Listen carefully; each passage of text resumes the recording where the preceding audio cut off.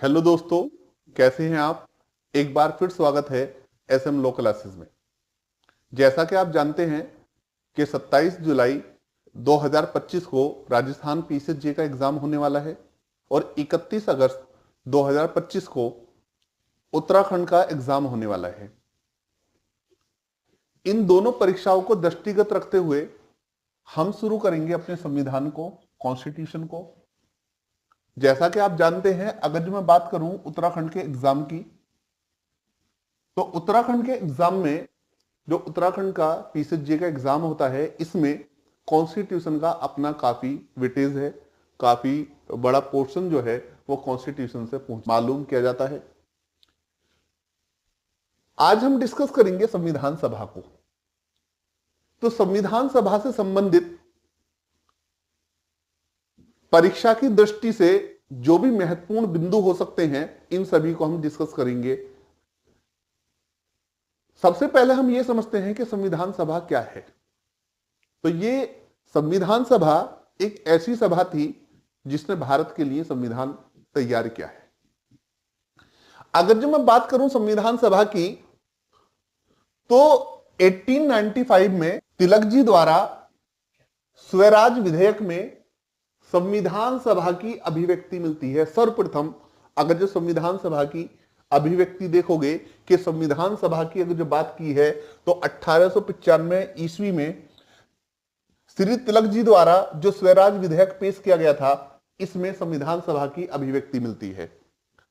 1922 में महात्मा गांधी जी ने कहा कि भारतीयों का संविधान भारतीयों की इच्छा अनुसार होना चाहिए। भारतीयों का संविधान भारतीयों की इच्छा अनुसार होना चाहिए।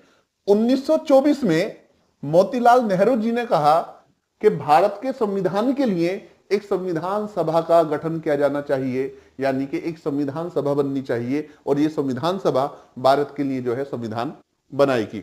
इसी के साथ 1925 में जो मानवेंद्र राय जी ने संविधान सभा की वकालत की, इन्होंने कहा कि भारत के लिए, भारत के संविधान को तैयार करने के लिए संविधान सभा का निर्माण होना चाहिए। इसी के साथ जब हम बात करेंगे 1934 की, तो 1934 में पंडित जवाहरलाल नेहरू साहब ने खुले रूप में संविधान सभा की वकालत की, ओपनली डिमांड की कि कॉन्स्टिट्यूएंट असेंबली होनी चाहिए। संविधान सभा की जो है वकालत की, यानी कि संविधान सभा की मांग की। इंपॉर्टेंट पॉइंट है 1936 1936 का जो कांग्रेस का लखनऊ अधिवेशन हुआ है, तो कांग्रेस के लखनऊ अधिवेशन में पहली बार संविधान सभा के निर्माण और उसका अर्थ की व्याख्या की गई कि संविधान सभा का निर्माण कैसे होगा और संविधान सभा जो है किस तरह से काम करेगी और ये संविधान सभा होगी क्या, इसकी जो है व्याख्या की गई। अगर जो हम बात करें 1942 में क्रिप्स मिशन आया था, तो 1942 का जो क्रिप्स मिशन है, इसने भी संविधान सभा की वकालत की थी। और इसी के साथ 1946 में कैबिनेट मिशन के आधार पर संविधान सभा का चुनाव हुआ। 1946 में कैबिनेट मिशन के आधार पर संविधान सभा का चुनाव हुआ। जैसा हम जानते हैं, जो संविधान सभा है, इसका चुनाव जो हुआ 1946 में हुआ, यानी कि 1946 में संविधान सभा का चुनाव हुआ। और संविधान सभा का जो चुनाव हुआ, इसमें टोटल सीट जो थी वो 389, यानी कि 389 सीटों पर संविधान सभा का चुनाव हुआ, जिसमें से 15 महिलाएं थी। ये बार बार क्वेश्चन पूछा जाता है कि संविधान सभा में कुल कितनी महिला सदस्य थी। तो संविधान सभा की जो महिला सदस्यता है वो 15 थी।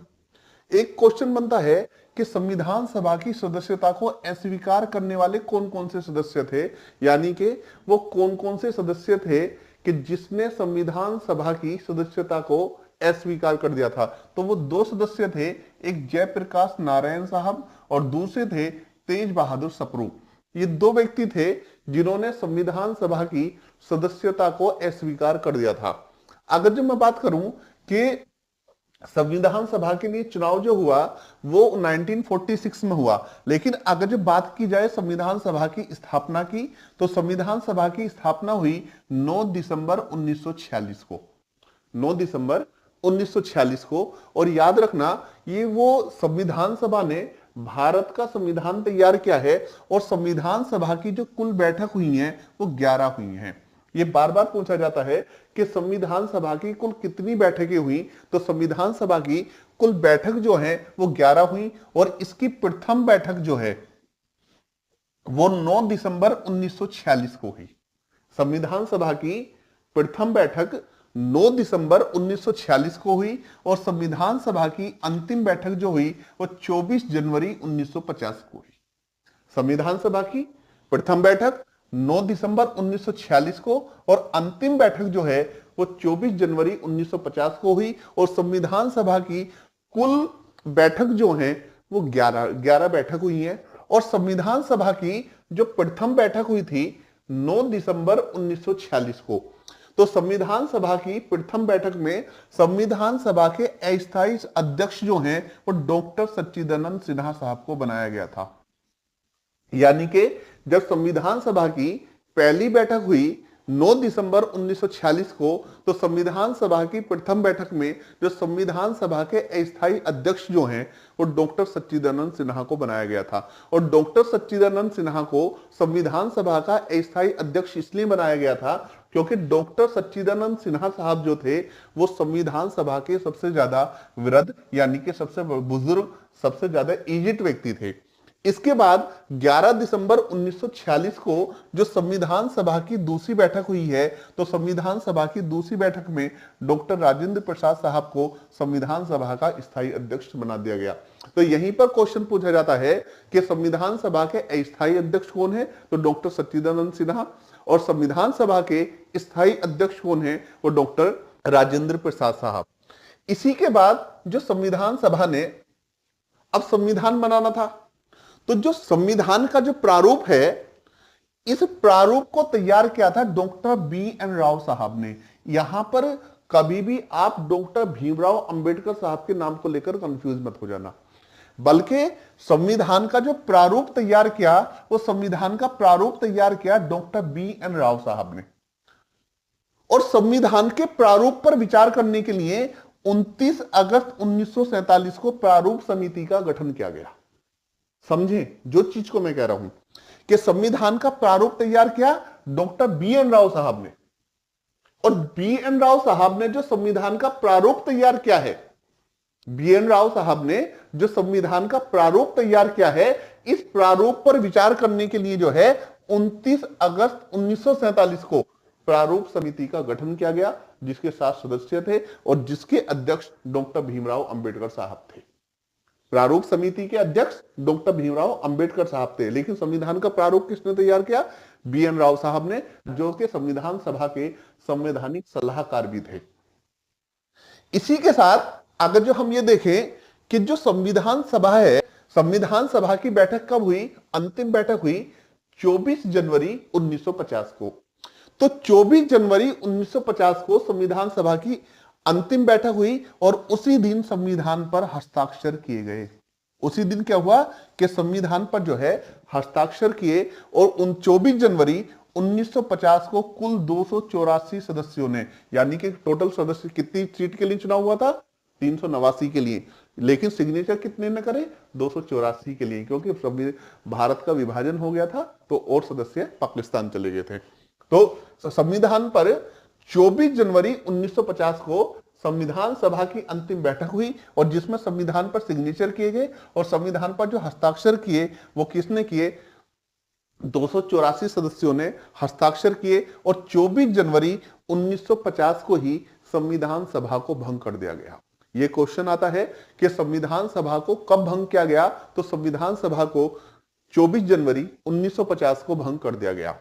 अगर जो हम बात करें संविधान की, एक सवाल बार बार पूछा जाता है कि संविधान को किसने लिखा, यानी कि संविधान किसके हाथ से लिखा गया? तो उनका नाम है प्रेम बिहारी नारायण रायजादा साहब। संविधान को जो लिखा था, जो हस्तलिखित कॉपी है संविधान की, वो किसने लिखा? प्रेम बिहारी नारायण रायजादा साहब ने। संविधान में कुल कितने अनुच्छेद हैं? संविधान में 395 अनुच्छेद हैं। संविधान के अंदर जब संविधान बना था तो मूल संविधान में 8 अनुसूचियां थी मूल संविधान में कितनी अनुसूचियां थी? 8 अनुसूचियां थी। लेकिन वर्तमान में संविधान में जो है 12 अनुसूचियां हैं। संविधान में 12 अनुसूचियां हैं, मूल संविधान में जबकि 8 अनुसूचियां थी। जो 9th शेड्यूल है यानी कि 9वीं अनुसूची है, इसको प्रथम संविधान संशोधन द्वारा 1951 में जोड़ा गया। और जो 10वीं अनुसूची है, इसको 52वें संविधान संशोधन द्वारा 1985 में जोड़ा गया।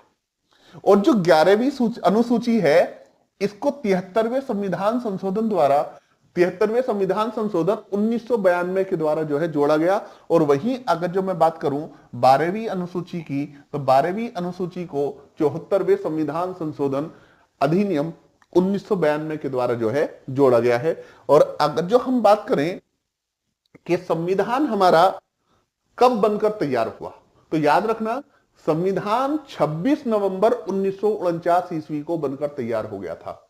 और संविधान कब लागू हुआ? संविधान 26 जनवरी 1950 को जो है लागू हुआ। और अभी तक संविधान में कुल कितने संशोधन हो चुके हैं? अभी तक संविधान में कुल 106 संशोधन हो चुके हैं। आज हमने थोड़ा सा संविधान के बारे में जानने की कोशिश की और उन बिंदुओं को डिस्कस किया जो अक्सर परीक्षा की दृष्टि से महत्वपूर्ण है। इसी के साथ क्रम वाइज एक के बाद एक हमारी वीडियोज आती रहेंगी। जब तक के लिए जय हिंद, जय भारत।